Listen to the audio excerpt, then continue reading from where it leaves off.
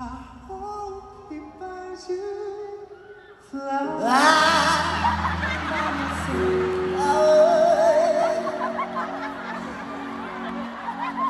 I hope he holds your hand.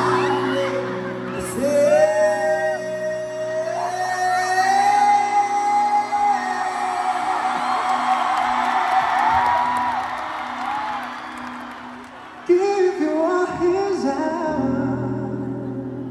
Talk for hours. When he has a chance, and you won't understand. Take you to every party. I can't take myself dancing. 'Cause I remember how much you loved to dance and hold my own hand. To all the things I should have done, I can love me better when I was a man. I can love me better. To all the things I should have done then when I was a man.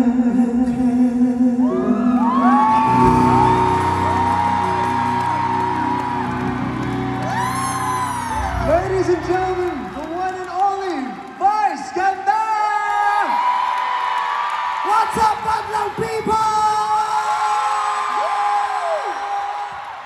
Maraming salamat, Ate Vice, for being here tonight. Grabe yung paandar mo. Hindi ka naman nag-ready masyado para dito, no? Alam mo, hindi ko alam kung nakakatuwa yun para sa ibang tao tong suot ko, hindi. Kasi, bago ako pumunta rito, magkasunod kami ng magkatabi kami ng dressing room ni Sir Gary. Kumatok ako, magbibigay pugay ako. Pagbukas ng pinto, natakot. Oh! Kinantahan ko na lang siya. Sabi ko, huwag kang matakot. Huwag mabahala. Natakot siya, Day. Oh. Pero syempre, concert mo. Yes. Special. Opo. Hindi pwede yung putyo-putyo. Nakakaya naman sa audience mo. Buong ka ng crowd tonight. Oo naman. Mabigat pa tong headdress mo. Diba? Ha? Mabigat pa to. Mabigat, pero mas may mabigat pa akong dinadala kayo sa dyan, kaya hindi ko na rin naman siya nararamdaman. Dahil nga special ka, kailangan special ang itsura ko. Hindi tayo pwedeng pupunta rito na akala mo naman manunood o kung saan lang tayo. Kailangan special dahil itong gabing ito ay hindi mo makakalimutan, hindi namin makakalimutan. Kaya dapat tayo din mismo, ako mismo, pag nakita nila ako, hindi ako pwedeng forgettable. Kailangan itong itsura ko. Yes! Diba? Ganun yun, pag magko-concert ka, since hindi ito ang last mo, makinig ka sa akin. Kasi ilang beses ko na itong pinuno, alam ko na ang mga ginagawa dito. Oo naman. Ilang beses ko naman napano? Madami na. Actually, same date tayo. Ganito rin ako last year. Oh, yes. True. Oo.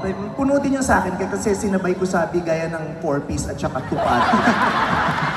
Kaya ang dami nakapila. May pa-NFA rice pa ako doon, kaya punong-puno ako rito. Kaya ayun, sa mga performers, sa mga artists, pag ganito kalaki yung venue, you have to make sure that what you do is very special, extra special. Yung itsura nyo mismo kailangan extra special. Kailangan hindi ka forgettable. Kailangan hindi ka nila pwedeng makalimutan sa ginagawa at sa itsura mo pa lamang. Na kahit si Mayor Alice Go, hindi ka makakalimutan.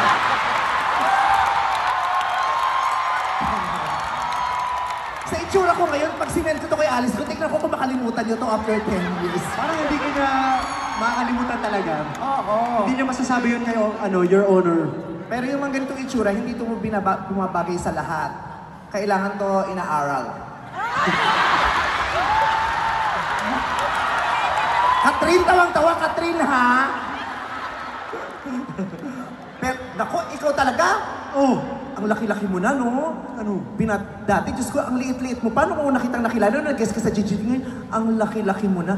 Ang dami mo nang ipinapakitang kakaiba. Like? Yung huling sayaw mo kanina, yung nagkaganon. Diyos ko! Paano? Sabay-sabay sapato. Pag ako nagko-concert dito, naka 1,000 jokes na ako, hindi pa nagtitigalan. Pero ikaw gumano ka lang. Siyempre naalala ko yan sa Showtime, kakakaldag niyo ni Kuya Joe. Nagwala yung mga tao nung gumano. Nakita ko si Alora. takip ng muka. Na para bang miss nila yung mga gano'n, na ang tagal niya ng hindi Diba? Pati si Dr. Vicky Bello, Diyos ko, nung gumanong ka, nagpa-schedule ng ultrasound.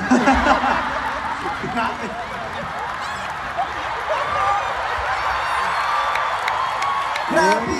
Nung gumanong ka talaga, nakita ko si Dr. Bello, pinicturean, no? Tapos pagpikit ni Hayden, zinom. Kerry, di ba Dr. Dax, di ba, Doktora?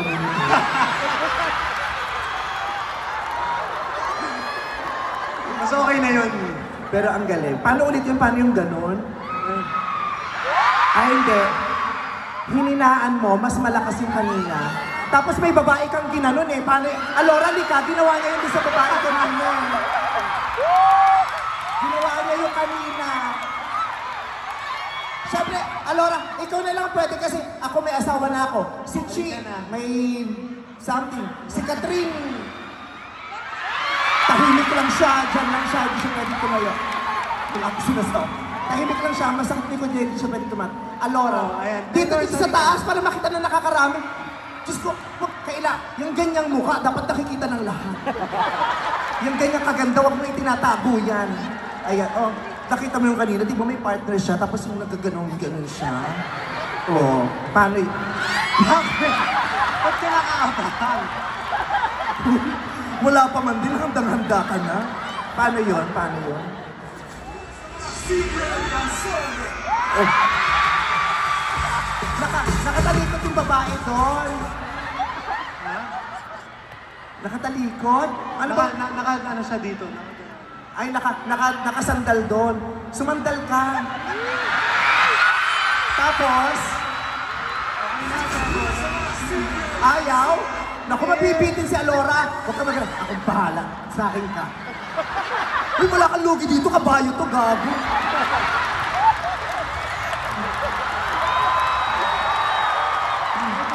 Sumusi ka pa sa akin, Alora. Huy! Hindi, seriously, congratulations! Thank you, ate. Grabe. I love you very much. So, kines po ako rin dito ni Darren, tapos ako yung nilagay niya dun sa last guest. Kasi syempre, pag ganitong oras, medyo inaantok na para magpatawa lang. Kailangan ng mga payaso ng ganitong oras. But seriously, congratulations. I love you. I am very proud of you. The entire Showtime family is very proud of you. Thank you, Meme. And we are so grateful na part ka na ng Showtime family. Thank you po. Sana nag-enjoy ka everyday with us. Yes, after nitong concert, makakabalik na ako sa Monday. Yan, please. Oo, Pero maraming mahal na mahal ka namin. Mag-iingat ka lagi. Gawin mo lahat ng gusto mo na makakapagpasaya sa'yo, makakapagpapasaya sa'yo, sa fans mo, sa pamilya mo, sa lahat ng mga mahal mo sa buhay.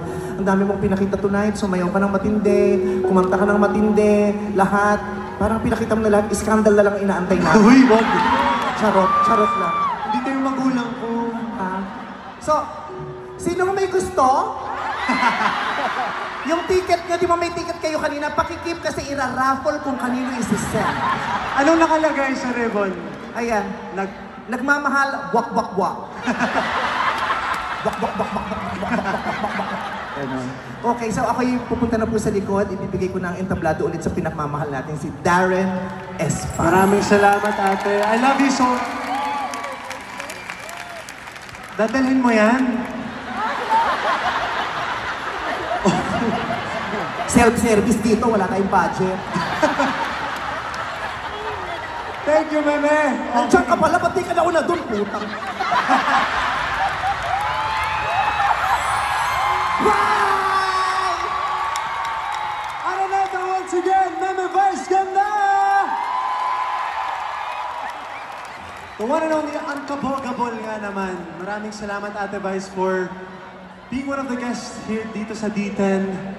And again, maraming salamat to TNT for making this possible in cooperation with Velo Medical Group and Coke Zero. Sa mga nauuhaw na ba kayo sa dance prod namin? Kasi ako, gustong-gusto ko na ng Coke Zero pero mamaya pa, after nito. Whew, we're almost nearing the end of the night, and I wish it would never end. But of course, tonight has been truly one for the books. Maraming salamat po to each and every one of you. 10 years ago, nagsisimula pa lang akong mangarap. And each one of you who are here have helped make that dream come true. Yung yung 12-year-old na Darren na sumali sa The Voice Kids, never niya na-imagine na dito siya mapupunta sa araw na ito 10 years later. You know, the future may be uncertain, but I'm sure that I'll always be in love with music. And tonight is just the beginning of so many, many beautiful things ahead. And I know I won't be alone on that journey. Alam kong kasama ko pa rin po kayo.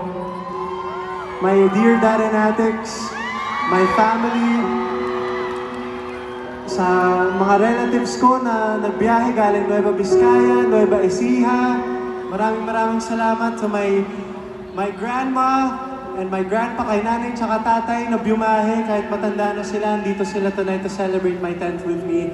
To my grandpa who's in the US, kay Pang, na wala man dito ay nararamdaman ko pa rin ang pagmamahal niya.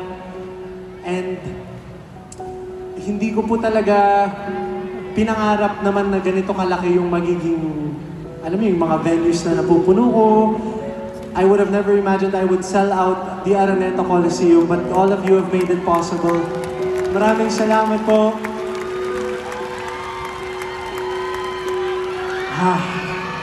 I really don't want this night to end, but thank you for staying with me, for sticking with me. Ang dami na nating pinagdaanan, both highs and lows, but you were all still there for me. Ayoko nang maiyak kasi matataas yung kakantahin ko pagkatapos nito. Pero, you guys are the best. You guys are the best. And I cannot thank you guys enough. To my friends who are here, maraming salamat din for spending your evening with me. You guys have been part not only of, you guys have been part of my career but also my personal life as well. Maraming salamat to Edward Barber na nag-send ng quick prayer via voice message to me earlier before the show started. That really lifted up my spirits. Maraming salamat, Edward. And to the whole production of D10, I love you guys so much. Ayokong matapos tong gabing to. But anyway, thank you for staying with me. Thank you for sticking with me. And we will be on to the next together, di ba po? Maraming salamat. I love you guys.